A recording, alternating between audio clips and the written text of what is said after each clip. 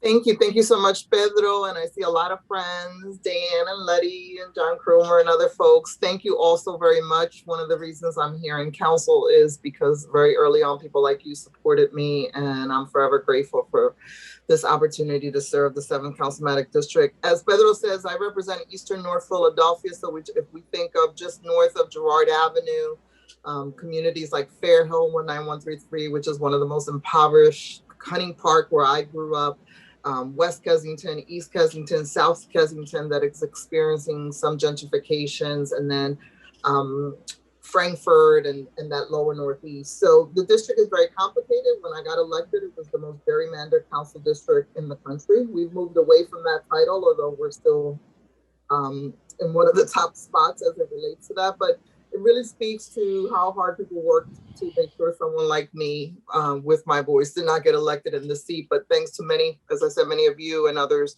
we have been successful. I am a senior member of council.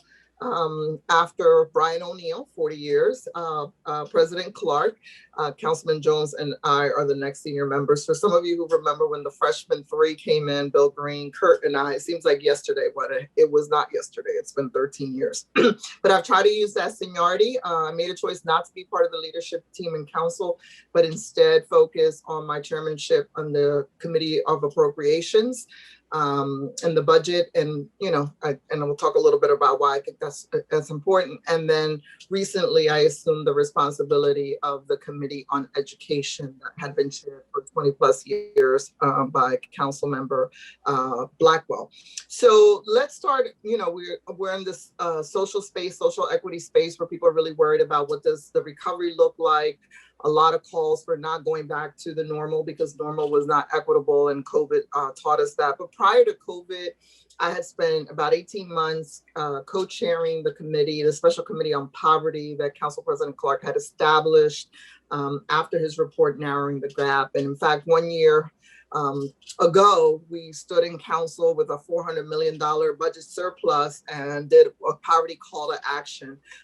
In those 18 months, we had an opportunity to talk to a lot of subject experts, and I'll talk a little bit around where I think we're moving in the right direction and where I still see some challenges as it relates to that poverty discussion. But spent 18 months chairing along with Eva Gladstein and Charmaine Matlock-Turner and Mel Wells, subject experts around, benefits, how do you increase people's income? How do you increase their access? And how do you improve their quality of life even when you can't move some of the needle around some of those other issues, income, particularly for the thousands of folks in Philadelphia that live on fixed incomes and below the poverty level. So, we were really excited. We're going to be ready to invest $100 million. COVID hits and we're just like wiped out. What do we do?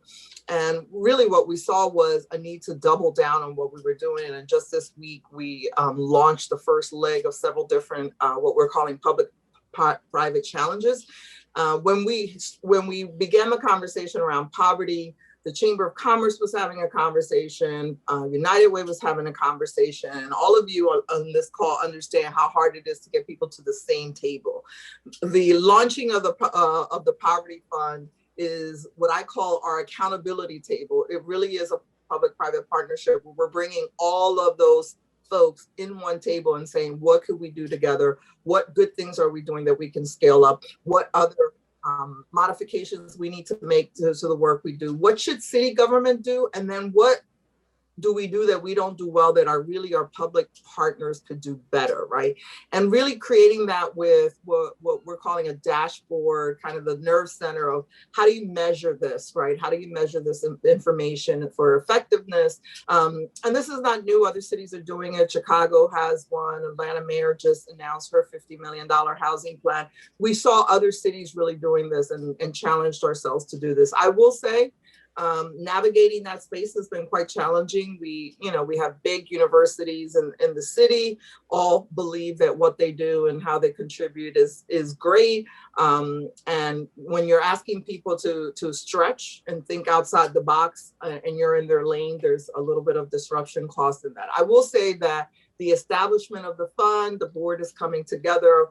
We call this, we're building the plane and flying it at the same time, but I do think you're going to see some really, really unique things. And this week, our partnership with 20 so organizations on this benefits front, I think is a perfect example of what we're looking to do. We challenge groups to come in and do partnerships, unlike people have seen before. Some of them are very multiracial, multilingual, grassroots, with an understanding that we had to build some capacity in the neighborhoods. You know, we think back and when John Cromer was in City Hall and others, you know, we had a robust system of nonprofits all over the city. You know, the economic downturn in 2009 and others, we shifted to big organizations. And now we really understand that, particularly on the no COVID reality, that people are going to go to where they trust, and most places that they trust are in their neighborhoods. And so now we have a responsibility to figure out how we rebuild some of that capacity in the neighborhood. So that I think the challenge is going to be significant. You know, everybody's heard the numbers. We leave $450 million in federal benefits on the table from a variety of programs. Some of you work in those spaces. We saw that with the COVID relief. There were 67,000 Philadelphians that didn't get the $1,200. There's about 100,000 that didn't get the $600. And then we're talking about a new relief package. So when you put all of those things together and the ability to get people, you know, their tax dollars back, it could be significant, not only for their families, but for our neighborhoods. So we felt that that was the first challenge we needed to take on and really make it an all year process. I know this is tax season and everybody thinks about this benefit access just as tax season, but it has to be bigger and broader. So, you know, the partners at BBT and Benephili and all of those, really putting all of those services on steroids and really getting out to folks, understanding the digital divide and the new COVID reality. So I have a follow-up question to that. But before I do that, I just want to make a general announcement that this session is being recorded, so it can be replayed at a later date for those who are going to make it today. Also, please type your questions in the chat section when we have to the question and answer period. And then once your question comes up, you're going to be unmuted so you can make your own question. Just on you know, it seems that everything that's going on nationally and then everything's going on locally kind of push to the inside pages, the first round of awards for the Anti-Poverty Initiative that City Council put together. What are the metrics that are expected? How are you going to measure whether making progress on the poverty front? And is that part of how you're going to look at it? Yeah, the Nerve Center, which was an important component, that's why I call it an accountability table. We really have to build a Nerve Center where we could really measure effectiveness. Our goal is on this first challenge, and we put out $4.9 million, and we expect to raise dollar for dollar on that so that we can double up on that effort. Our goal is to get anywhere between $15 and $19 return on every dollar invested, right? That is the goal. We've seen other cities, we've looked at what we have in place, and that's why that capacity building on a neighborhood to neighborhood basis is important. How do we get organizations to make these services more comprehensive so that every person that comes into the 20 plus groups that are working on this, that they have a real financial assessment conducted on their families about what they're eligible. So it is going to be very different because there is a strong accountability component to it. Some of these partners have already been in this space for a long time, and it's really just giving them additional resources to do what they do well. And then other partners are new partners who have the capacity and the trust in communities to do this work. And then we have to build their capacity to do this as part of what they're already doing. There's a housing component to it. So yeah, this Nerve Center is going to really be a dashboard, a public dashboard, where people can see what's working, what's not working, or what we could do better, and then what supports we need to give folks in that process. So yeah, no, we're trying to refocus and say we got to double down on this poverty discussion. In the poverty plan or the call to action, and I encourage folks to go look at it at the city website, we had a lot of housing model discussions that we hope will be part of this. Our next challenge is going to be around the jobs, the upscaling, and the entrepreneurship around Black and brown businesses, that and then we're going to also get into the housing space, right? And again, public-private partnerships. For every dollar government puts in, we get private dollars, that we're building capacity in neighborhoods, and that we are incentivizing innovation, right? So I'll give you an example. In the housing space, and if you look at our action plan, you know, those of us in this space with our community development corporations who've done fabulous work around this, we only have a few instruments, and they're pretty blunt about how you get to affordable housing. You know, Philadelphia Housing Authority is investing $420,000 per new unit. Most of our CDCs has cost $380,000, because we really have not incentivized housing preservation. We have 30,000 vacant structures in the city, and there's no real product line for that. And so in the poverty plan, we talk a little bit around how do we support some of those innovative things. And there's some pilots going on in the city right now. There's a pilot on modular housing that we're doing. We're doing a pilot on preservation in McPherson and Kensington right now, where we are working with community developers. And we hope to be able to create a model that turns some of these units from acquisition to development to rental or home ownership at about $125,000 a unit, which would be a game changer for us, because at the scale of 380, 420, we're never going to meet this housing demand that we're talking about. In addition to that, part of the discussion at that time was, you know, how do we get to a fixed rate housing model, right? I know there's a lot of discussions around rent control, but really we're piloting in South Kensington what we hope will be a new way of looking at this. And what do I mean by that? We have the most aggressive mandatory housing overlay in my district, in the American Street corridor.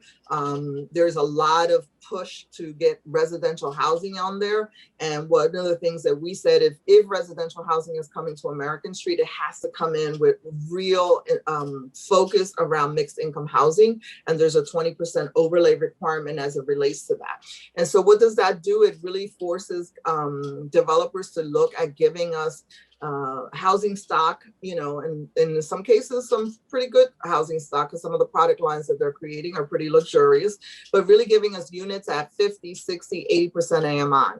And what we're looking to do, we really want to force the city, and we learned this in the rental assistance during COVID, and our Office of Special Needs has been working a little bit around this. How do we provide shallow rent for folks, and then create that 30% AMI unit that we so desperately need, or 40% AMI unit?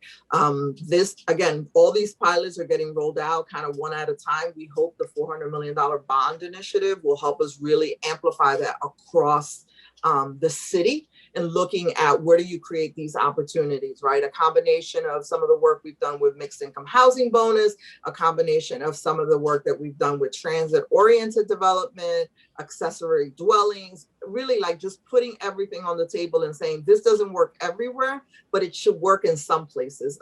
We've even had conversations where Elle and I are really trying to create what does smaller units look like, and what does group living look like? I mean, we don't have a mechanism for rooming houses to get legalized in the city. And we understand that there are people who live in that really deep poverty, you know, fixed income, you know, permanently disabled community, that we could provide more housing options to them than what we're doing. So you're going to see a lot of that roll out, and hopefully my colleagues embracing this more. I know that when we talk about zoning, and there's a big push sometimes to move to preservation, and people don't want certain models in their district. We're trying to have the reverse conversation, which is the how, right? If you were to allow some of this, right, always respecting the goal of home ownership, always respecting that there's a mix of what affordable rentals look like in neighborhoods, and then there's a mix of, you know, what does market rate look like in all neighborhoods, right, as we do this development. So I think we're at a different space. I am the most remapped district, right? Because I want to move my constituents from what they don't want to what they'd like to see, and that's a hard conversation to have sometimes with folks, because the natural inclination is not this, not that. And Kensington is a perfect example of it, right? Many people will say that the containment strategy around homelessness and opioid addiction is government's way of making the neighborhood so bad that then we can just come and gentrify it. And I don't go to a meeting where that's not like, they're like, Maria, you're destroying the neighborhood, helping destroy it because you're going to gentrify it. That's not what we're trying to do. In fact, one of the things that we're specifically doing is the preservation pilot, the modular housing project. All of those are in Kensington, just because we understand the transportation center opportunities there. You have a lot of interest, not to mention the fact that the city and the state designated a lot of that land opportunity zone, right? And so you have this outside money interest coming in that people are legitimately concerned about. And we're trying to find a medium for the reality of what the market's going to do and that I can't control as a district council person, but also the kind of public investments that we make in that area. I'll stop here in case folks have some questions about that. Yeah, I just wanted two questions, and then one is a follow-up to something you mentioned specifically about Kensington. But the first question is, over the years, City Council in Philadelphia has made some improvement to allow more participation of the public. You know, during the regular meetings, the public has an opportunity to speak on the issues at hand. How has it been during the time that you have to do everything virtually? Has that part of democracy or democratic participation in the city slipped away or has expanded? And in general, how's the work of the council been happening during this period? And then the second part is because of the pandemic, I think most people kind of have the perception that the opioid crisis has abated. But what is the reality for your district and for Philadelphia, and what's happening? What's progress do we have in that regards? As it relates to democracy, we don't see as much participation in council as we did before. There is a value to people coming to the council and getting in our faces that I think we've lost. For myself, even in my work legislatively, you know, doing these Zoom conversations is not the same as that person-in-person conversation around some of the issues, particularly when they're tenseful.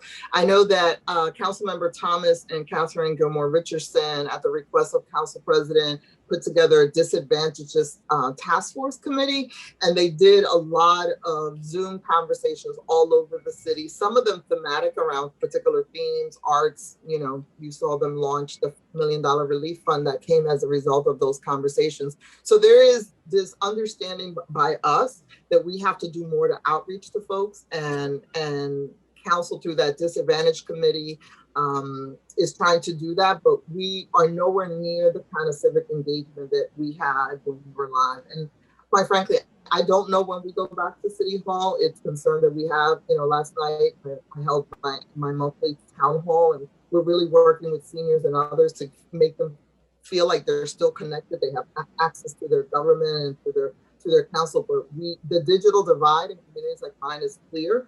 And I don't feel like people know what's always going on. You know, you saw some of our bumpy vaccination rollout. You see that.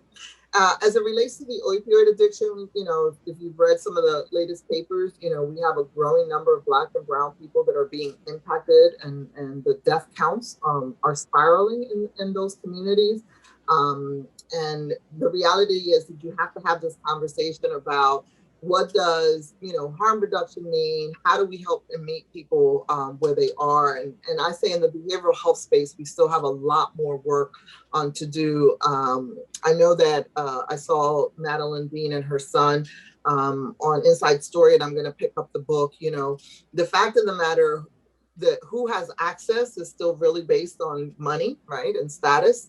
And we are nowhere near where we need to be on that. And part of the reform is, right, you have these institutions who've done this. You know, the sad part is that every single day, 25% of the treatment slots go unused and underutilized, while we have all these other people. And the question is, has the model not evolved enough to meet people where they are and be ready for where people are? And then how do we connect people, right? Particularly for the folks who are in Philadelphia and have been in Philadelphia 1, 2, 3 years, and for our purposes are city residents, but really come from other areas, you know, very similar to the homeless situation under the John Street era, where it was sort of like, go to the big city, they're going to figure it out. Well, we haven't quite figured it out. I think there's some good work being done, but there's still not the sensitivity of the containment strategy in Kensington and how that hurts poor working people in our quest to develop models to meet people where they are. There's still that tension point. I'll give you an example of why sometimes we can be hostile to poor people in our quest to help people. Philadelphia has, I believe, one of the best needle exchange programs, but we're doing 5 million needles just out of Kensington. And this is a citywide problem, you know, and moving the city to say, if this is one of the key components of this, why would you do it all in Kensington where you're bringing people from outside when in fact, this is a citywide problem. And if we want to help people, 75% of them who die in their private homes or basements hiding from their family, it has to be a citywide solution. And it has not been. It's been a containment strategy of Kensington. Okay, thank you. So we're going to move to questions from the audience. And the first question is from Dan. He's going to be asking you a question based on President Biden's COVID relief package and its impact in Philadelphia. Dan, you're muted. Go ahead and ask the question. Thank you, Maria. It's good to see you. Good to see you.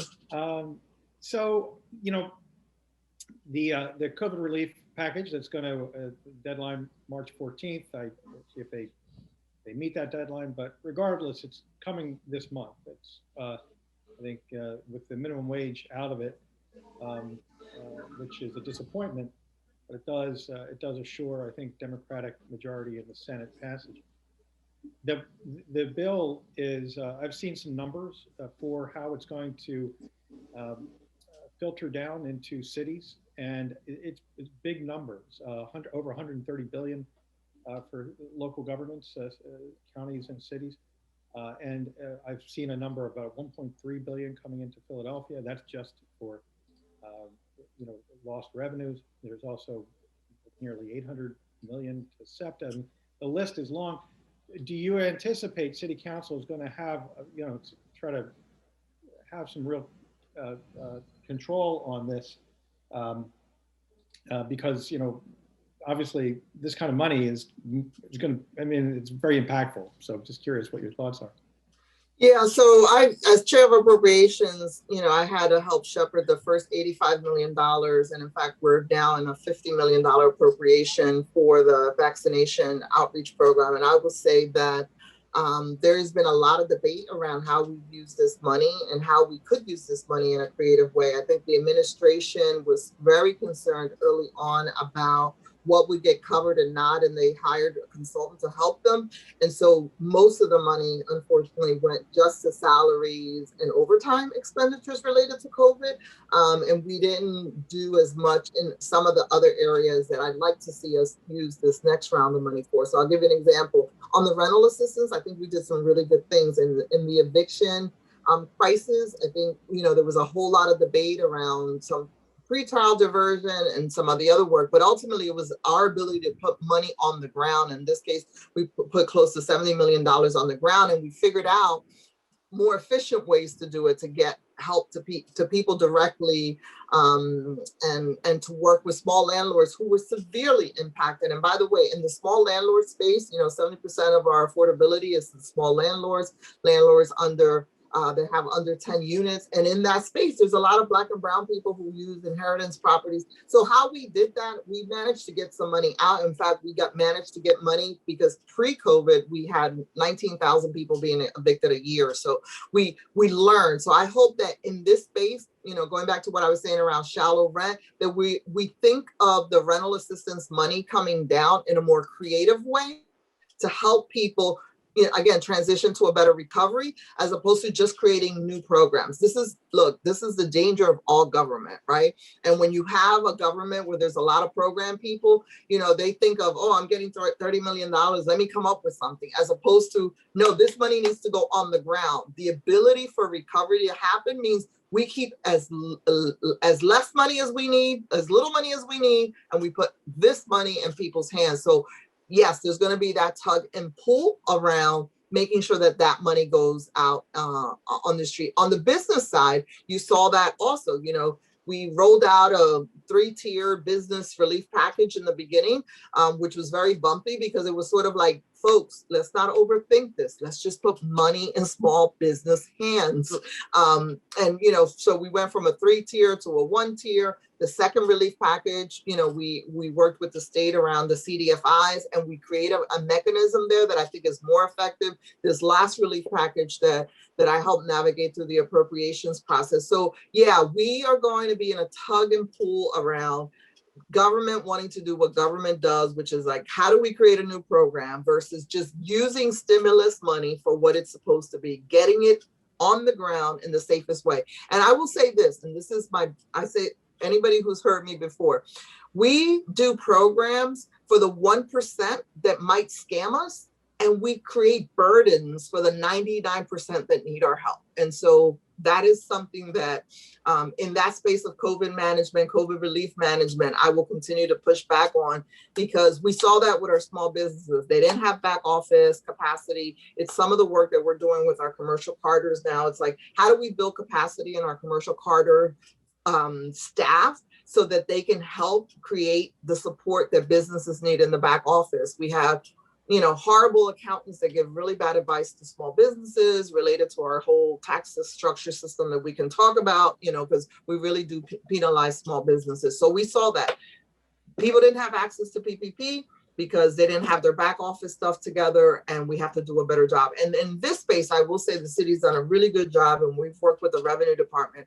We have the best payment plans, service deliveries that we've had around businesses than ever in my 13 years in government. And so, it's been a space that I've, always struggled with the revenue department, because we should not be putting people out of business. We are now in a conversation, of our 100+ licenses, there's about $16 million in renter license, this license, that will trigger non-compliances to business. And we're in the budget conversation whether we should waive that. How do we create spaces where everybody then benefits from government relaxing some of its requirements to help businesses?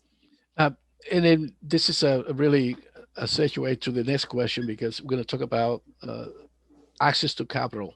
It's one of the main sore points for entrepreneurs and existing small businesses in our communities, is that just they cannot get themselves to be able to access capital. Stan Shapiro has a question about the public bank. Stan, you're unmuted. Go ahead. Thank you, councilperson, members. Nice to see you again. It's always nice. We've actually known each other more than the 13 years that you've been in council. I don't want to count those years. Don't age yourself. No problem. In any event, so I wanted to thank you for co-sponsoring Councilmember Green's public banking bill. As you know, the point of that bill is to try to regain control over many of the assets that the city right now farms out to big Wall Street banks, and what you might call local big banks like Citizens, which is actually an arm of a big bank, and take control of those funds from them and reinvest them locally. So I'm wondering, I believe that you actually considered the potential of a public bank in your poverty study, and wondering if you could offer some comments on that, how you see the role of public bank in the fight against poverty. Yeah, no, we absolutely have to continue to move the needle. I know the study was the first step in getting there.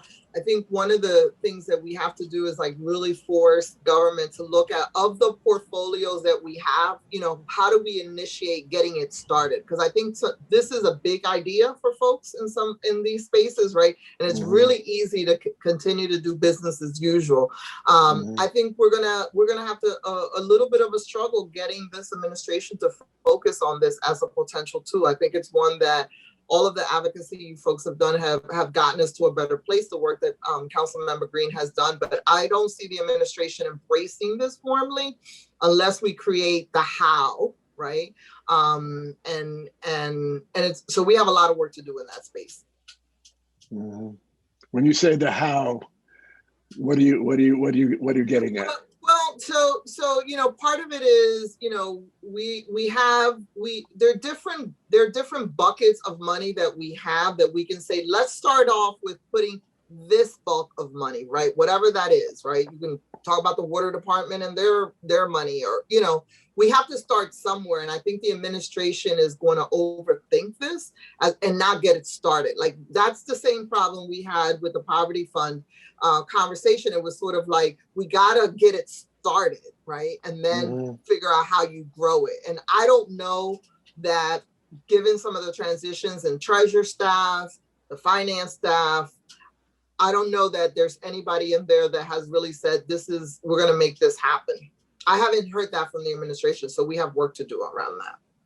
Right. Well, the good news is that they haven't said no officially. That's something. They've moved from no to it's not up to us. Is essentially what they're saying. We have to give them the how. We have to give them the how. What I've learned with all administrations is when you're talking about bold ideas and something really different out of the norm, you know better than I do, there are people in this administration that were around when you were still there, right? And they like their space and they like what they do. So anytime you're taking them out of that space, it's sort of like, well, this is a problem. This is a problem. This is a problem. But I think that you guys have built really good momentum about us being able to have in a more equitable recovery. How does this tool become very important? And part of it is, obviously, we're not giving millions of dollars of fees to organizations, you know, to these bankers, and we're able to reinvest that back into people. Okay, thank you. We'll enlist you in helping us with that work. We got a lot of work to do in that space, but it's the right thing to do. Got to push it. Okay, great. Thanks. There's a question in terms of the deficit that is in the city budget. And the next question will go to Denise Gorin. Denise, you're unmuted. I guess my question is this. Hi, how are you, by the way? Given the budget shortfall and the next one-time stimulus, is there one positive thing you see that could be an outcome of the next coming budget cycle? So, you know, I hate, and I said this last week, I hate when the mayor's folks put out these cautionary tales and scare people, right? We don't know what the final number is in the state stimulus. We don't, and it's sort of like, we have a deficit, right? So we have to tax people. I don't know if you heard me, like the water commissioner goes out and asks for a 17% rate hike in the middle of this. It's like, are you guys tone deaf? Like we are in a crisis. People have trauma. Can we just tell folks, we're going to look at what comes and we're going to manage their money better? So again, I'm chair of appropriations. I can tell you that one of the things we're asking the administration to do, even before they do their delayed budget address, is, you know, we approved an interim budget last year with hundreds of millions of dollars unallocated.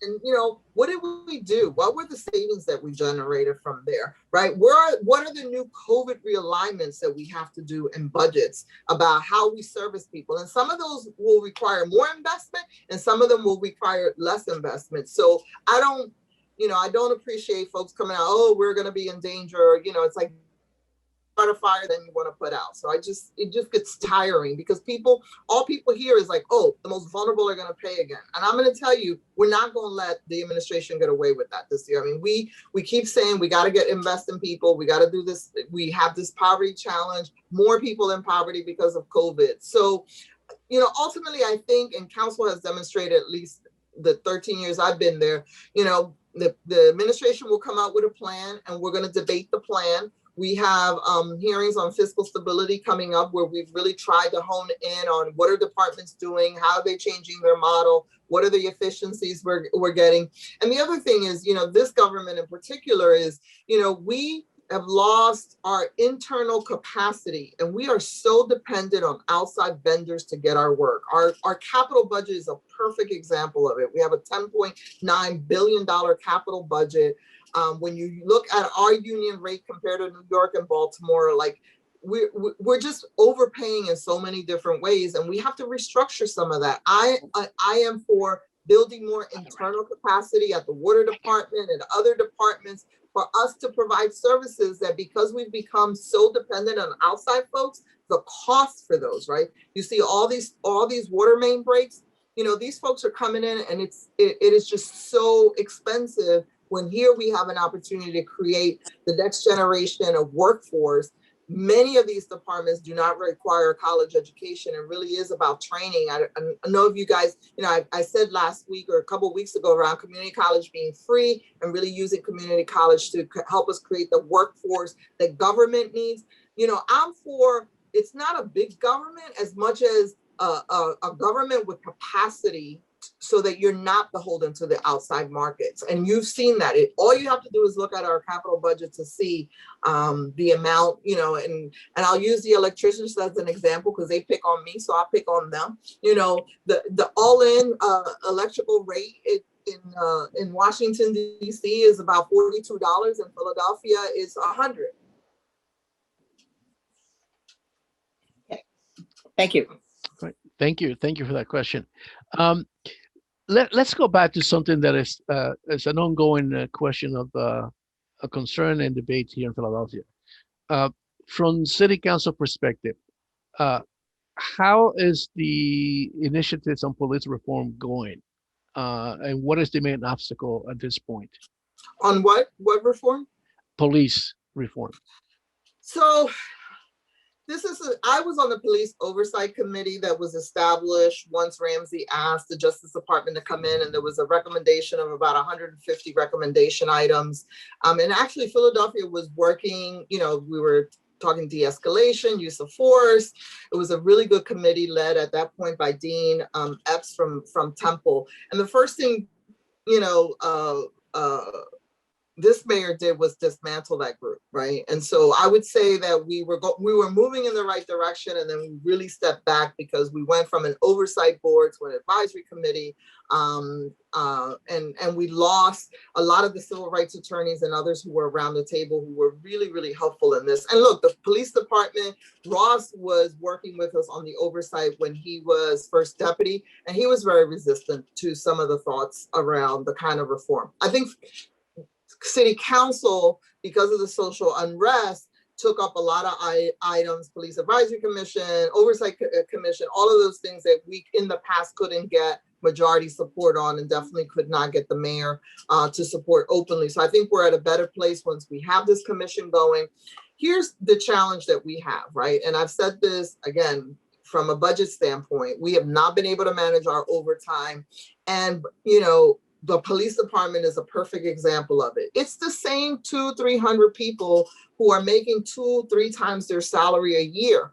And that would be fine if the work that they were doing was producing outcomes, better outcomes, right? I'll give you an example. When Commissioner Outlaw started, our homicide clearance rate was 8%. We're at 30%. The majority of the overtime, when you look at it by category, is the homicide division. So there has to be what I'm calling a total realignment around the police department, what it does well, where it needs to invest. At the same time, the gun violence situation, when you ask people in the neighborhoods, I know there's like this whole defund police, because I've supported some of these reforms, I go to meetings and people are like, I want a police in every corner, Maria, right? So like there's a disconnect a little bit around neighborhoods experiencing some of this gun violence and some of the advocacy, the necessary advocacy around police reform and the role of police.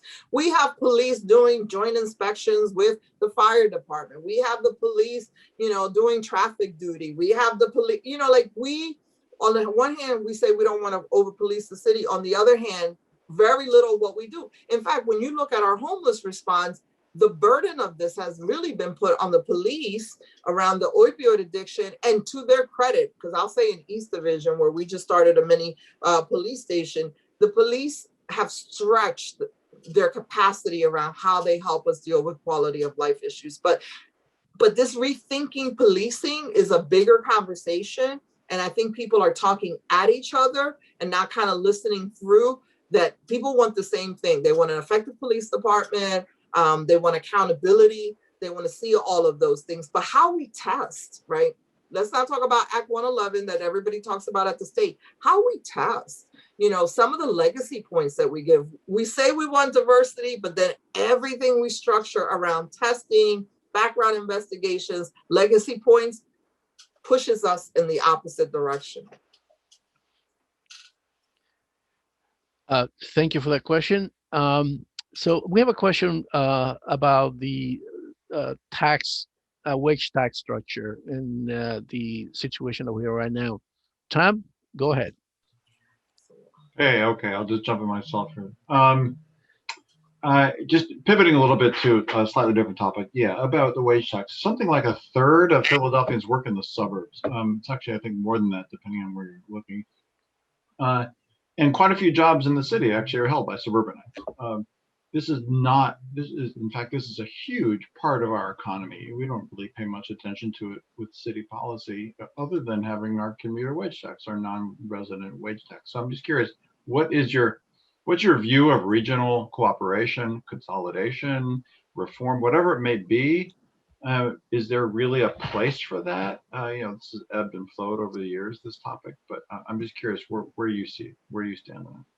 Yeah, the wage tax, folks had stopped talking about the wage tax partly because we had a wage reduction plan in place between casinos and everything else. So it was sort of like it was slowly being reduced, so people left it alone.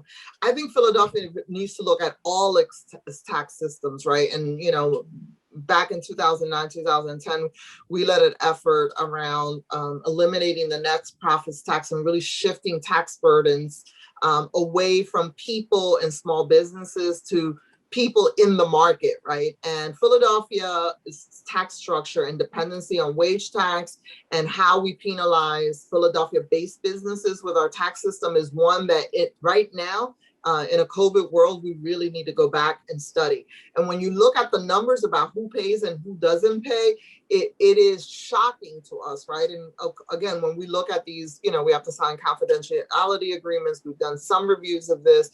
Steve Mullen did our review back in 2010, which really showed us that multinational companies, and we saw that with COVID, multinational companies pay very little tax to the city and they're in our market. So to me, you can't fix the wage tax without fixing the BERT tax, which really allows us to shift the tax burden to these big companies and away from the workers.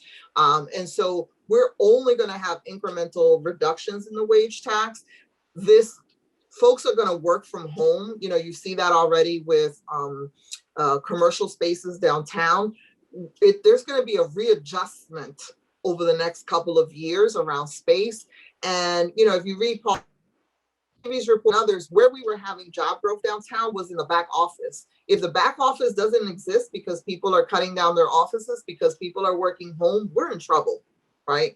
We're in serious trouble. But without having a context of who pays taxes in the city of Philadelphia, what's the cost of doing business in the city, and then how do we create a regional space that understands that Philadelphia is the engine, right? I think many times when we're talking about these, we always look at it as, well, how does the counties get impacted? Because, we have to go to the state for most of this and we have to get regional support for it. But we are the economy, Philadelphia. So we need to adjust Philadelphia's taxes and then the counties will shift accordingly. If we want all of those businesses on the county line to come across the county line, we have to look at BERT, we have to look at wage, but we can't fix wage without fixing BERT.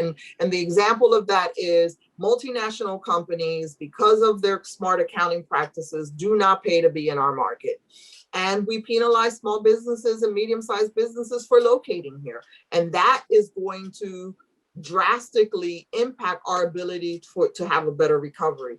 But the dependency, we're more dependent on wage tax than any of the major cities. Our uniformity clause, obviously limits our ability to be fairer in our tax system. But our net profits tax, for me, is the biggest challenge. Detroit has it, New York, the financial capital of the world, Washington, D.C., the political capital of the world, and Philadelphia. There's something wrong, and we can't fix all of that without fixing the BERT and the property tax, which is another conversation.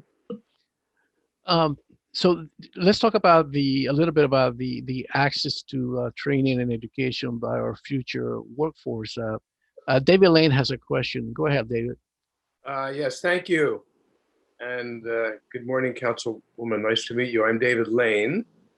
And I have the possibility of maybe a relationship with the community college. So I'm take advantage of this opportunity to have you in front of me.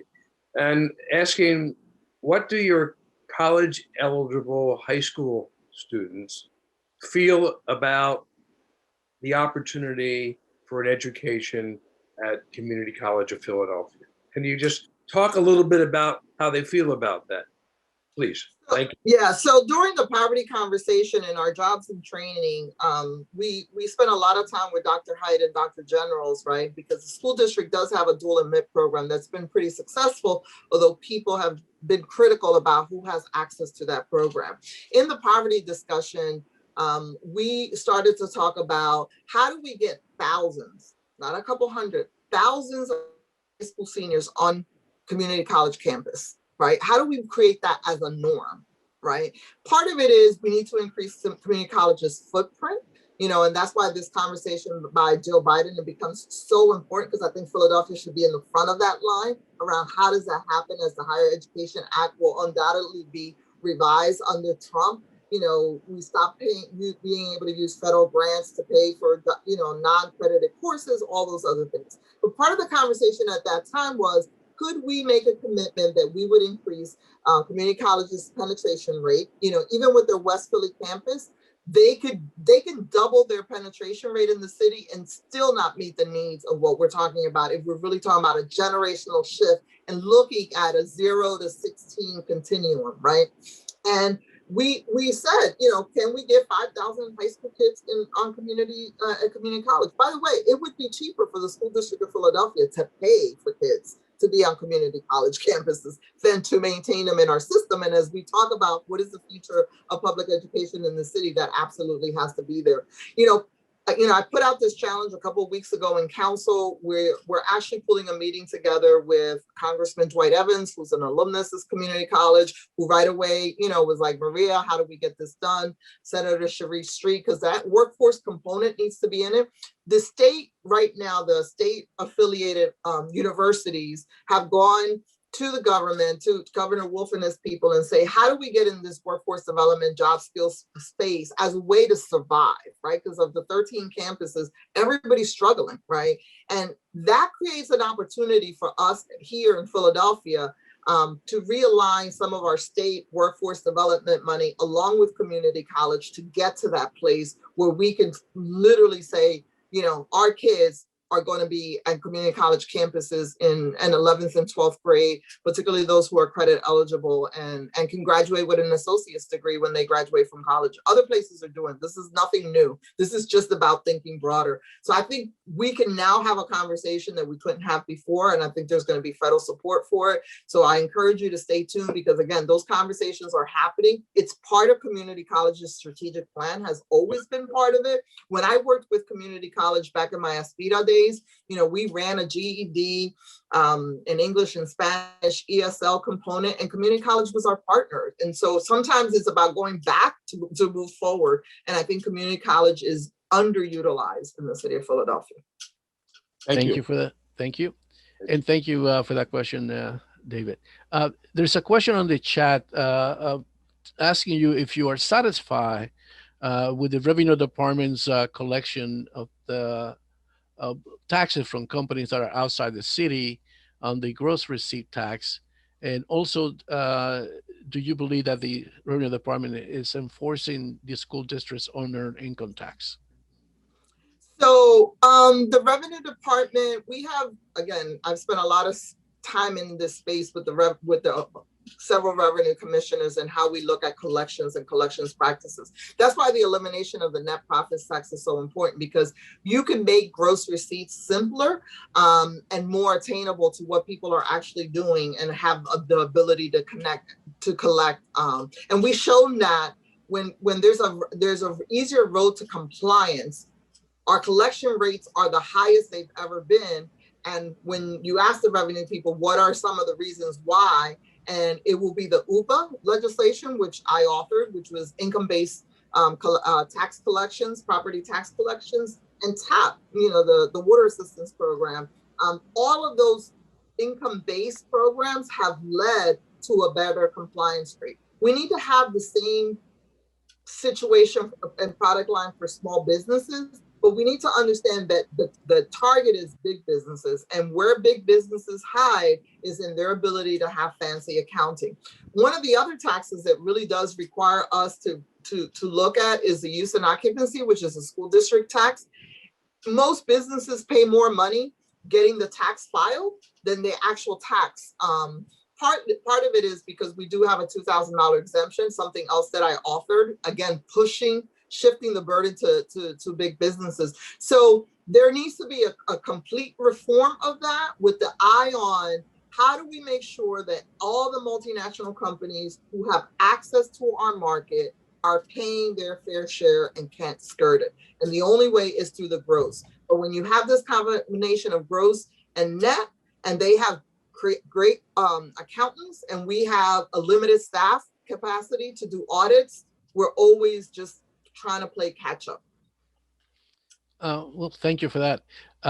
We are nearing the end of our conversation with Councilwoman, Councilmember Maria Quiñones Sánchez. So you have raised your profile throughout the city. You are invited often to address different constituency. And we know there are several of your colleagues on council who are looking at the next open mayoral primary coming up. At least I can count at least 4 or 5 different council members who's been rumored to be running for mayor, including yourself. We understand limitations of the city charter. So what do you think of the prospect that all these members of council are going to step down or resign to run for mayor, and what would that be like? And what are your aspirations as well? Yeah, there is going to be, if we think the last two or three council elections that led to new people, I think 2023 is going to lead to a lot of new people. Obviously, the resign to run requirements are a little bit challenging. I believe it's going to be a woman. You know, I've said this to the men who are running or are aspiring to run. You've had 99 chances. There's some really highly qualified women in the mix. I'm very honored to be part of that group of women that are being looked at as the future. But men, stand down. It'll be a woman. But I do think that, you know, because the newspapers, you know, and the media tries to use this, you know, all the time which is, you know, are you posturing because you're running for office? And my response to that is, this is when you're supposed to get the best out of people. If people are really aspiring to run, what they do over the next couple of years should really be, you know, how are these people going to govern? I think the next mayor has to have a level of executive experience in government that we haven't, that we are desperately need. You know, have a more effective government. They want good management. They want thoughtful management, and I think that is what people are going to ask for, right? This mayor ran on zero-based budgeting. He didn't do it. They talked about performance-based budgeting, and we started it, and you know, it was a joke. You know, at one point I said to Rob DeBoe, we're not playing this game. This is not performance-based budgeting, you know? So there's a lot of work to be done around how do you build government capacity in a way that's thoughtful, that creates a workforce that's committed, Philadelphia-based workforce, and so that you're not dependent on the private sector, but also create public-private partnerships where needed. So there's a lot of good qualified women in that mix. I'm going to say to folks, stay tuned. You know, people going to have to resign to win. It's an unfair burden for women. I will say that. And when I look at the women in particular who are being considered, you know, how are you going to live, right? If, you know, a lot of the men in council have second jobs. The women don't. We're mothers, you know, we're doing other things, and it's really unfair. And I don't say it's a complaint because, you know, I'm not the one to whine about the environment in which we operate, but there is an unfairness to it. There's an unfairness around how people give money, you know, how we get viewed. I mean, when you look at all the work and the criticism about who's running, it's like, you know, with me, it's sort of like, oh, she's a good candidate, but she can't raise money. Well, look at the district I represent, right? If I'm out there raising money, I'm not doing the work in the district. So it's just how we look at this. So I hope the media and the conversations about 2023 become about 2030? What is Philadelphia going to be in 2030? And who has the bold vision to take us there? Who is going to realign, reframe this conversation in this social equity lens, where people understand that when we help the most vulnerable, the city is better for it, and changing that, right? So it's an investment. When I do stuff in the district, it's an expense. When downtown does something, it's an investment. No, we have, all of us in this space really need to change the narrative and the terminologies we use and how we describe our challenges. So I look forward to, that political debate and the scrutiny that comes with it. And we're all going to stay tuned to that. I guess the very last question is, I think the audience today has been really interested on the tax issue. There's a question from Magali Larson asking you to describe the situation with the payments in lieu of taxes, the pilots. She's asking which institutions are honoring them in some ways and which are not. If you can. Well, this administration has really not wanted to create a process by which they measure pilots. I know that the universities put out a report, I think it was last year, the year before last year, there was a report done by, multiple institutions about what they were doing. We saw that the public pressure led to University of Penn putting making $100 million commitment. I think there's more to be done. I think that, and that's one of the spaces that I hope the poverty plan challenges these universities to really put some money at the table differently. What I will say is, and again, in working in this accountability private partnership, people are really skeptical about government, and right, and even these bigger universities. I've had the conversation with John Fry and others. It's like, look, we want to be better partners, but where's our money going? So they don't want to see money just coming to government without a plan, right? And so I think over the next couple of years, you're going to see what University of Penn did. Hopefully you're going to see it in the poverty plan, because a lot of the university folks were waiting for us to roll out this poverty fund and really look at how can we support this, right? And I think we're going to get more cooperation when we show that there's accountability table, and that when they're making their investments, that there's a return on investment, as opposed to just feeding the hole that people look at in government, right? It can't go into just a deep hole. But this administration has not wanted to create that accountability table with pilots. So it's really hard to measure. We continue to have the public conversations. And I think there's a lot of great advocacy around young people in this space that is very encouraging. Maria, gracias. Well, I'm waiting. Magali, Espero que te presentes a la alcaldía antes de que yo esté demasiado vieja para trabajar. Well, thank you very much. Well, thank you. Please join me in thanking our guest, Councilmember Maria Quiñones Sánchez. Thank you for this opportunity. Thank you so much. I look forward to working on the public bank and all the other issues with all of you. All right. Thank you very much.